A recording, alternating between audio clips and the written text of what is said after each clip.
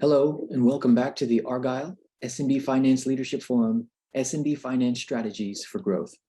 My name is Michael with Argyle. A couple of notes before I turn things over to our speaker. First, a quick reminder to stop by our sponsors' virtual booths at any time during this event and for the following week. Our partners are committed to providing you with valuable content and a great overall experience.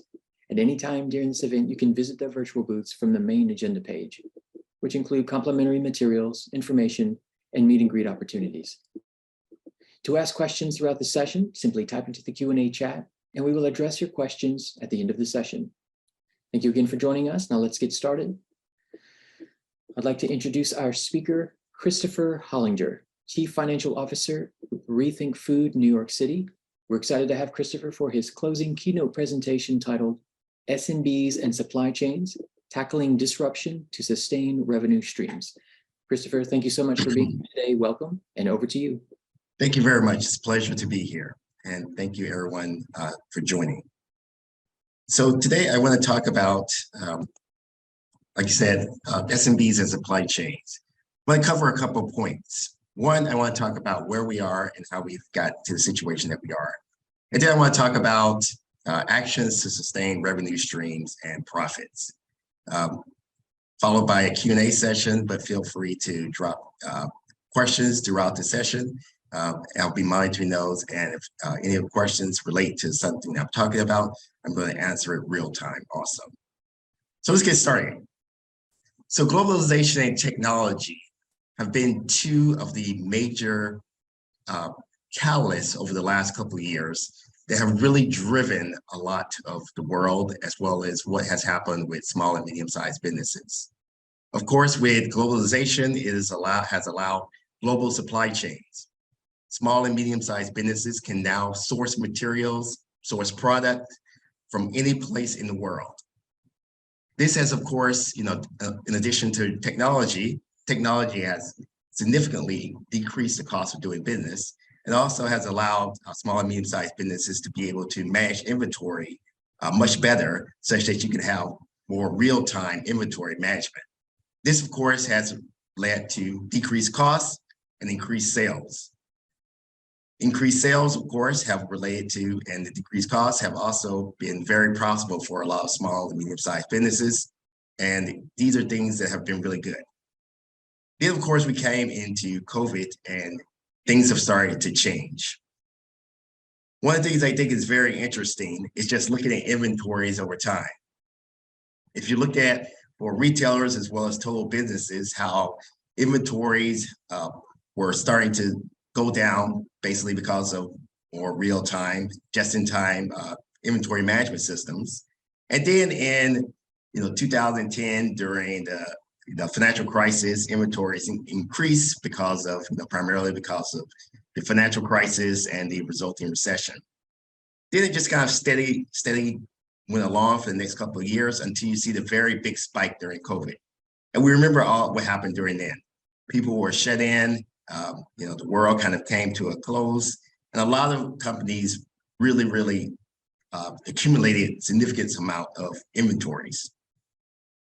Then, of course, they've started to work down those inventories. We've come into a situation where a lot of manufacturers, particularly in overseas, China in particular, because of COVID restrictions, really impacted the ability of companies to restock their inventories. And then the whole globalization kind of started going to reverse. It became more of an issue as opposed to a benefit to a lot of companies. So where have all these supply chain disruptions really impacted? What industries? Where are the disruptions? Manufacturing was hit very hard, like I was saying earlier. A lot of companies started to source product from China and other seas markets, particularly for a much lower cost than what you get it from domestic suppliers. This, of course, was very beneficial to companies at the time, but now with supply chain disruptions, like I said, closures during COVID, increased shipping delays because of things coming overseas, there have been significant disruptions to various industries, manufacturing being the top one. Construction was also hit very hard. One of the companies that I'm an investor in, they actually they're building a new facility in Cleveland, and they were hit very hard by disruption in the supply chain. And so what was anticipated to be a new facility opening up last year still in the process of trying to continue to complete the construction because of materials that have been lacking. You can also say that retail trade, of course, was hit very hard from this supply chain disruptions, wholesale trade, accommodation, and other industries. So it's been broad-based as far as where are the delays and where are the disruptions. Supply chain disruptions add significantly to costs for companies that are doing business. I'm sure everyone heard about and familiar with the blockage in the Suez Canal. Whereas, as you can see, what would normally take 25.5 days to transmit goods and services, it went up to 34 days because the Suez Canal was blocked, and so they had to go around the Cape of Good Hope. This is just one big example of kind of supply chain disruptions, but I'm sure every company has stories they can tell of how their supply chain was disrupted or impacted by different things. Supply chain disruptions not only add to the time that you will receive your goods or services, but it also clearly can add costs. Going around the Cape of Good Hope, adding additional days from a shipping standpoint, of course, will add additional costs. And those costs are something that will, impact you because, generally the suppliers will have to pass those costs along to you as their customer. So this could be a very, very disruptive from your business as well as for your profit margins, of course. So what kind of actions can you take? And this is where I want to really spend a lot of more time talking about, what can you really do to try to address these supply chain disruptions and how it's really impacting your business. First thing you can try to do is diversify your supply chain. One of the things that's becoming really, really important and really prevalent in a lot of industries is that a lot of companies are starting to reshore. Whereas they would look to globalization, international supply chain, a lot of companies are looking to bring their suppliers closer to home so that the shipping time is much less than having to ship the goods or receive the goods from overseas. So it's definitely a big thing. One of the other things a lot of companies are looking at doing is really focus on looking at different suppliers. And this can take many forms. One, you can add additional suppliers because if one of your suppliers is having issues getting their goods and services from wherever they source, you can look for an alternative supplier who can potentially get your products and services to you much quicker. You can also look at, adding secondary suppliers. You can also look at clearly, if there is potential to complement or to get substitute goods or services and bring that into your product mix that you offer to your customers. And then just new inventory management practices. One of the things, clearly you can do, you can start to stock inventory, and that's what a lot of companies have done, particularly if you have warehouse space where you can bring those goods and services and just pre-order as much as possible. Several, chip manufacturers, particularly the technology industry, really, did this to try to make sure they had, supplies in hand such that they can continue their business. But of course, that can add to costs. The other thing that I think is really important is to really look at your pricing. And as you can see here, for all of us who went to business school or from our business school or business or economics education, very familiar with this curve. When your price goes down generally or goes up, generally the quantity that's demanded comes down. So you want to be able to carry, carry those costs that you're getting from your suppliers, particularly from the supply chain disruptions. You want to, pass those along to your customers, but you have to be cognizant of the fact that there's only so much or price raise you can pass along before the demand for your product, your goods or services start to go down. So something always to be mindful of. And it all comes back to how elastic the demand is for your product or service. If you have a product or service that people really demand and they really want, you can probably have a lot more pricing power. Whereas, if you have a more commoditized type of product or service, you only have so much pricing that you can really do, and that may really impact you. Now I want to go into expense rationalization. And this is where we as finance professionals really can earn our keep and really add a lot of value to the business. Whenever you have costs going up, you really want to be focused on how can you rationalize your expense base. So one of the things we do, everything we do, at least on a quarterly basis, we do a really deep dive into all of our suppliers, everything that we're spending money on. In concert with that, we have a pretty bad inflation situation going on, although it is somewhat moderating from what it was last year, and everything seems to be more expensive. And when things are more expensive, clearly you have to be, as a finance professional, much more cognizant of ways of being very rational about your expenses and really adding a lot of value to the senior management team to really help them to understand where can costs be taken out of the organization. See, we have one question: has business ever considered too small to be able to implement some of these actions?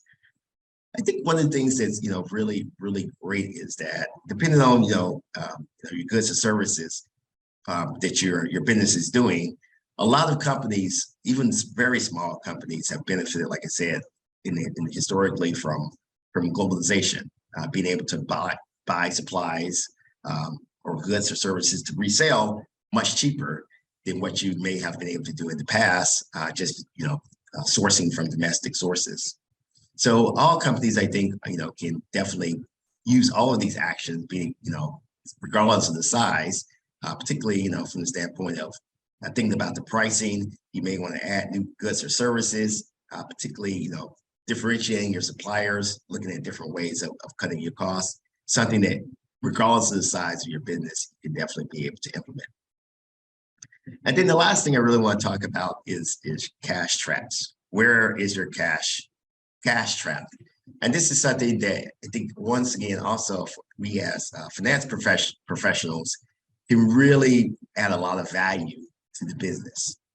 I spoke about earlier that one of the things you may want to do, particularly if you have supply chain disruptions from your suppliers, is stockpiling or inventory. Well, of course, stockpiling more inventory requires cash, and so you have cash tied up in inventory, and you may or may not be able to sell that or move that inventory. So it's a double-edged sword. Yes, it can help you to have enough inventory on hand for sales, but then also it traps a lot of cash. So as a finance professional, you have to be really cognizant of just how much cash is tied up in inventory and or other places, because cash, clearly, particularly in an inflationary environment, is something that you really want to have a lot of ability and a lot of cash on hand to be able to do things. So it's definitely really important, and something you want to be cognizant of and aware of. Just want to talk a little bit, more so about kind of what we as finance professionals can do to really play a really important and key role. The first one, diversifying the supply chain. Finance professionals, clearly, we're somewhat limited in our ability to really affect this component, because clearly most companies will have people who are responsible for managing the inventory, and that may or may not be a part of the finance team. The smaller the size of the company, generally, we as finance professionals have to wear a lot of hats. So you will probably be playing some role in helping to determine suppliers, evaluating suppliers. In addition to running finance here at Rethink Food, I also manage our technology team. And so one of the things we're really focused on technology solutions to really help us to manage our inventory much better. And just to give you an idea of kind of what we do, we're a nonprofit focused on food insecurity, but we also have a commissary kitchen. And while we use a lot of excess food that we pick up from through our trucking fleet for our commissary kitchen, we also have to buy a lot of food that we source from outside suppliers. So we really want to be very cognizant. And what happens is we weigh all of our inventories that comes in, the donated food. And then we supplement by buying additional food so we can make meals, and then those meals are distributed. So we have a dashboard that we use to keep track of how much donated food comes in so that we can minimize the amount of food that we have to purchase. That, of course, helps us to cut down the amount of cash that we have to outlay and help us to really be much more mindful of managing our inventory and look at, from that standpoint, not being really impacted by anything that's may disrupt our supply chain or may impact our suppliers who are supplying food to us. Like I was saying earlier, pricing was one of the areas that we as finance team could really play a major part in, because one of the things finance is generally called upon is to help the senior management to determine how you go about pricing your product or service. From my experience, you really don't want to continuously be raising prices. So you really want to, as much as possible, be forward-looking and to really forecast very well what your costs are going to be in advance. So for us, we do a annual budget. I'm sure most of your companies do an annual budget, but we also do a budget to actuals, and then we reforecast every month using the actuals, and then budget, making adjustments based off of kind of what we see. So generally, when you see increased costs from supply chain disruptions or even inflation, you really need to be cognizant of how you're going to price your product, because you really want to try and maintain your profit margin as much as possible. And like I said, you really don't want to just continuously be raising prices, because that may impact your ability to really sell more of your product or service. So you really want to be as much as forward-looking as possible and do one or two price increases that will capture what you anticipate to be supply chain disruptions, increased cost because of supply chain disruptions or inflation. Clearly, this is much easier said than done. And sometimes, depending on what kind of company you have, you may not be able to capture enough, and clearly you may get a hit to your margin. But that's something that, once again, you have to think about your expense rationalization, because if you aren't able to pass along the cost or the price increases that you do put in place, do not capture all of the additional expenses, then you really have to think about and be much more cognizant of where can you cut costs to be able to try to maintain margin. And then back to cash traps.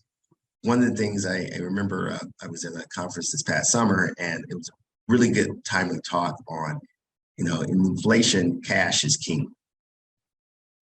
And so cash is king for many small businesses, because a lot of businesses, confuse revenues with cash. Depending on, your customers, your payment terms from where you get paid for your product or service may be anywhere from instantaneous, if you're a retail environment, to 30, 60, 90 days.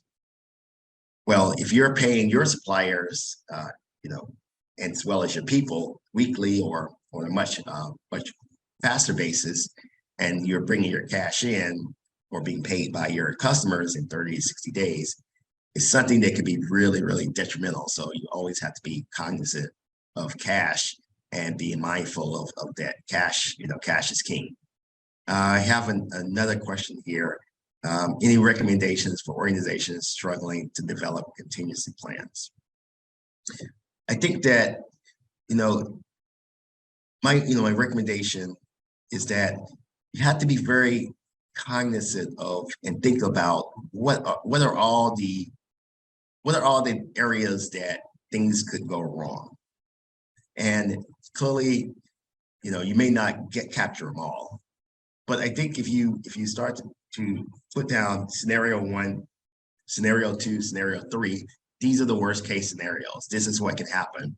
And then your contingency plan, they make a contingency plan around each one of those. There may be some things that you don't see clearly. For example, you have a pandemic and a lot of businesses are forced to shut down. But hopefully in one of those scenarios that you have, there are things that you have in place that you can build on, such that you can address any contingencies. Another question: what do you think this year will hold in regard to economic disruption or the impending recession, and how can organizations stay ahead of this? I think that there is going to be, I think we are probably going to have a short, shallow recession. A lot of the economists clearly are saying that, based off kind of what's happening, that we are or will soon be in a recession.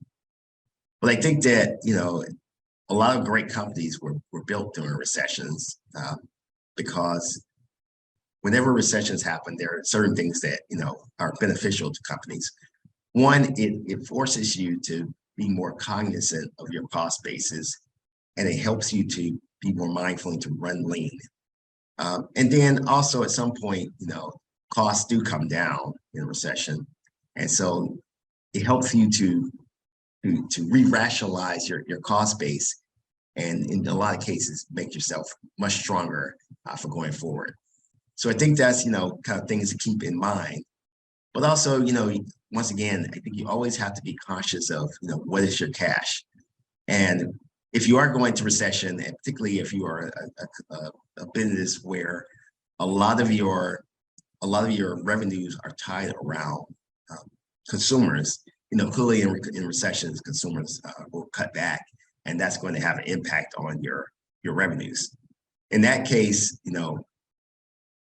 now and in advance for that, you really need to start thinking about how can I stockpile cash such that when my revenues potentially do decrease, I'll have enough cash on hand, or bank lines of credit, or other ways to really continue to pay your people, pay your fixed costs, and just in general be able to continue to operate. Because whenever your revenues are down, clearly the cash that's coming in, your cash that you're bringing in will go down, and then you really want to be able to still have cash on hand to operate. So with that, I want to go into formal question period. So I'll turn it back over to the moderator to help to go through the question and answer period. So we'd love to have more questions, because I think, and I may not have the answer, but like my church does, they actually call it Q&R, question and response. I would definitely have a response to any questions that you have. Thank you, Christopher. So we can go over some of the questions that have come up.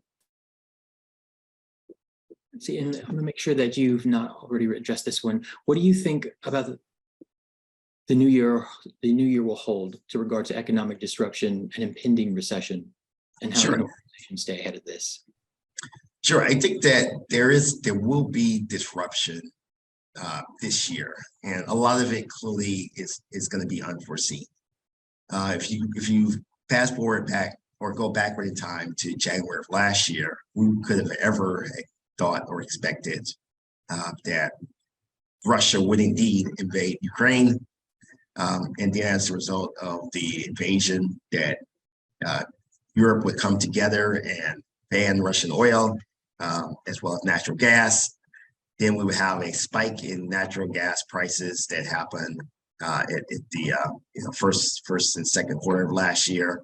What would happen with food prices, because Russia and Ukraine, well, particularly Ukraine is a big exporter of grain, but Russia and Ukraine are big exporters of fertilizer, which of course is very important for growing food.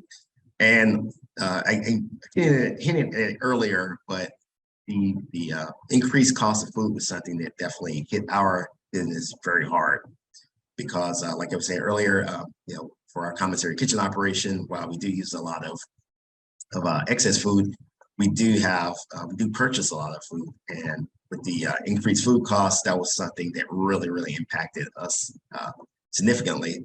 I'm sure it impacted several other businesses also. I have one more question. How do you factor in plan for inflation if your ingredients are commodities? Yeah, this is one of the areas that, like I said, it really hurt us because, historically we would factor in, what was, kind of baseline inflation, 3 to 5%. And we got really hit hard last year. Inflation, particularly in a lot of our food ingredients, was well in excess of even the 8% of inflation, the headline inflation period numbers that the government was reporting. So for us, once again, it was really important to try to look at where we could adjust our costs in other areas, because we wanted to maintain. We don't necessarily, we're not promising we necessarily want to maintain margins, but we want to maintain how much we're able to our other big product or other big services, we give grants to restaurants. So we really wanted to maximize the amount of dollars we can give to restaurants. So we wanted to really look at our other cost base, because our costs were going up on ingredients for the commissary kitchen, but we really need to bring down costs in other areas of the organization so we can still be able to give as much as possible to restaurants from a grant standpoint. I think we have no more questions. So Michael, I'll turn it back over to you. Thank you so much, Christopher. This was an excellent keynote, and we appreciate you being here. I also want to thank everyone else for joining us today. Now, this session, along with all of today's content, will be available on demand following the event.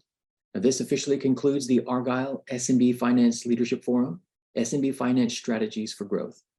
We'd like to thank our sponsors, Vertex and Divvy, and thank you again for joining us and engaging in our content. Have a great rest of your day.